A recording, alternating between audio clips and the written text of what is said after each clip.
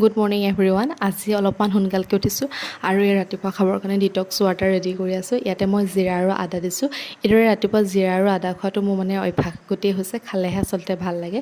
তাৰপিছতে ভাবিলোঁ টিফিনৰ কাৰণে কিবা অকণমান লৈ যাওঁ, ইমান বেছি বনাই থাকিবৰ কাৰণেও মন নাযায় আৰু এনেই থুলমূলকৈ কিবা অকণমান বনাই পিনি এইদৰে টিফিনটো ৰেডি কৰিলোঁ। তাৰপিছতে ভাবিলোঁ চাহ অকণ খাই লওঁ, যিহেতু দিনটোলৈ চাহ অকণ খাই গ'লেহে মনটো ভাল লাগে, সেইকাৰণে চাহ অকণ কৰিলোঁ। তাৰপিছতে এই গা পা ধুই মেলি আহিলোঁ, টাইম চাইছোঁ 8:10 হ'লেই। আৰু এই স্কিনটো ইমান বেছি বেয়া হৈছে, গৰমৰ কাৰণেই হৈছে চাগে, পানীৰ কাৰণেও হ'ব পাৰে, চেঞ্জ হৈছে যিহেতু পানীটো। তাৰপিছতে এয়া ৰাতিয়ে বনাই থোৱাকৈ খাবৰ কাৰণে লৈছোঁ। ৰাতিপুৱা সময়ত ভাত পানী ইমান এটা খাই মেলি যাবৰ কাৰণে মন নাযায়। তাৰপিছতে স্কুললৈ বুলি আহি আছোঁ। আচলতে ৰাতিপুৱা সময়কণ ইমান বেছি স্পীড টাইমটো গুচি যায়, আচলতে ধৰিবই নোৱাৰোঁ। তাৰপিছতে স্কুলত ক্লাছ কৰাৰ পাছত 3:30 বজাত উভতি আহি ৰুম পাওঁতেতো 4টা বাজিবই হৈ গ'ল।